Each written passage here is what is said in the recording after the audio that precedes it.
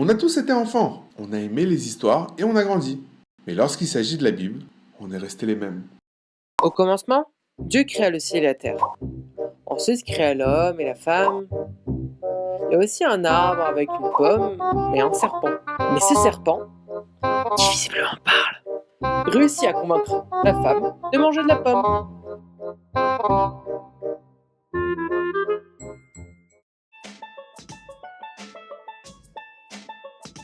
Salut à tous, bienvenue dans Quickie d'Histoire.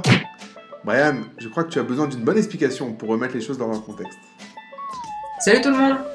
Effectivement, mais tu comptes faire ça comment? C'est pas un livre d'histoire ce que je sache. Oui, t'en fais pas. On va essayer de tout de même de présenter ça d'une manière racontée. Mais ne crois surtout pas que tu vas tout connaître, hein. On va qu'effleurer l'ombre de tout ce qui pourrait être dit sur la création. Tiens, mais alors, comment je peux avoir plus de détails? Ah, pour ça, tu pourras cliquer sur les playlists ésotériques et scientifiques à la fin de la vidéo. Premier verset. Au commencement, Dieu créa le ciel et la terre. Bon, en fait, ça va, il y a un ciel, une terre. Écoute, retiens bien. Les traductions font toutes les trahisons. On va mettre les choses au clair. Cette phrase, c'est que l'entête. Bah ouais, au commencement, se traduit en hébreu, Bereshit, qui est formé de deux mots, B et Reshit. Littéralement en et tête, une en-tête. Donc, la Bible est destinée à être lue par les hommes. Forcément, comme chaque livre, il commence par un titre. Bah, ça donnerait un peu comme ça, au commencement de la création du ciel et de la terre. Au lieu de, au commencement, Dieu créa le ciel et la terre. Donc à ce stade, ni ciel, ni terre. Selon nos maîtres, à ce moment, Dieu crée qu'un condensé de matière.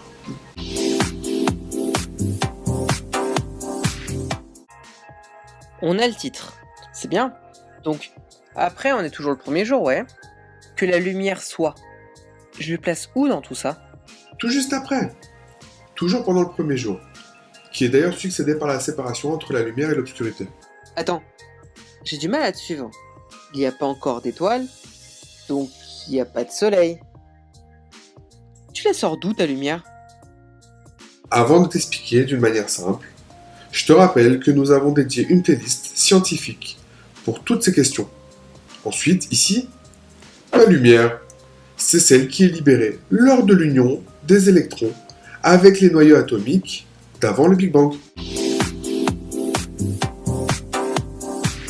Au deuxième jour, Dieu crée un firmament qui sépare les eaux d'en haut à celles d'en bas. Quoi? J'ai rien compris là. Comme au sujet du titre, Dieu s'adresse à l'homme.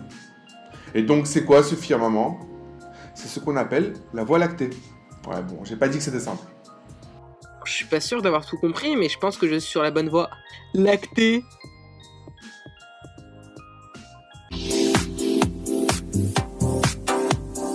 Au troisième jour, les eaux se contractent pour laisser de la place à la terre. C'est aussi la création de la végétation. On met en place les pièces du puzzle pour permettre la vie, c'est ça? Exactement! La terre se refroidit et apparaît de grandes quantités d'eau. Y suivent les premières formes de vie, bactéries et algues photosynthétiques.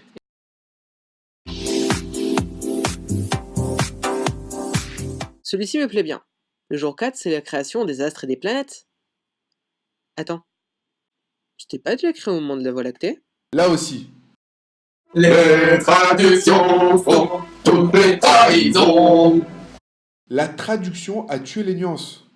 Il y a plusieurs types de création. Une création à partir d'autres éléments et une autre à partir de rien. La première qui est vaias dans le sens faire apparaître. Et la deuxième, livro, celui du premier jour, bara, signifie créer ex nihilo, c'est-à-dire à partir de rien. D'ailleurs, comment disent les magiciens quand ils créent un objet? Abra, celui qui crée, kadabra, en hébreu, comme il a parlé. Donc celui qui crée selon la parole. Bref, ici ce n'est pas la création des astres, mais leur apparition. Et comment ça se traduit physiquement? Que l'atmosphère de la Terre commence à être transparente. Ah, le 5e jour, c'est facile. Pas de concept compliqué. Les poissons et les oiseaux sont enfin là. La majesté des aigles royaux de millions de poissons tropicaux. Ou de ce magnifique blobfish. Ah. Quoi? Y a pas de sous-espèces. Tu connais la date des premiers pas de l'homme sur la Lune? Je crois que c'est le 20 juillet Et 1960. est-ce que tu connais la date des premiers pas de l'homme sur Terre? Le 6e jour. Avant ça, cependant, sont créés les reptiles, mammifères, hominidés, l'homme et la femme aussi. Le texte nous explique qu'ils sont tous créés à l'image de Dieu. On se ressemble tous du coup? Non? Ouais, ça doit être plus profond que ça. On veut dire par là qu'il a la capacité de comprendre et discerner. Tout le sujet d'une playlist de vidéos donc. L'homme et toutes les formes de vie ont reçu leur premier devoir. Croissez et multipliez-vous. Il y a tellement de choses à dire dans ce sujet. Mais on n'y touche même pas l'ombre de l'ombre de l'ombre du début du commencement du sujet. Mais c'est déjà pas mal. Et enfin le dernier, l'ultime, le magnifique, le 7e jour. Dieu se repose. Quoi, pardon? Il serait fatigué? Bon, alors comme d'hab, hors de son contexte, on comprend rien. En fait, Dieu donne un sens à sa création. Ce jour est réservé à la méditation, faire un bilan. Dieu donne alors la capacité au 7e jour de pouvoir revenir vers lui. Comme le disent nos sages, il le bénit. Donc, il souhaite faire partie de sa création, et pas de rester sur sa tour tout en haut. J'aime bien l'analogie. Merci à vous d'avoir revécu avec nous ces moments mythiques. C'était court, c'était frais, c'était un cookie. On vous a pas arnaqué, hein. Je vous le promets, au prochain épisode, on traitera de la faute de Adam. Donc bien sûr, si vous voulez connaître la suite, si vous voulez en apprendre plus sur notre monde, sa science, son sens, abonnez-vous que ce soit sur Facebook, Twitter, Instagram, YouTube évidemment. Et si vous voulez contribuer à notre projet de détruire les préjugés et de comprendre sur notre monde, vous pouvez le faire en partageant à vos amis, à vos ennemis et à votre mamie. En attendant, je vous laisse les liens sur la catégorie science comme promis.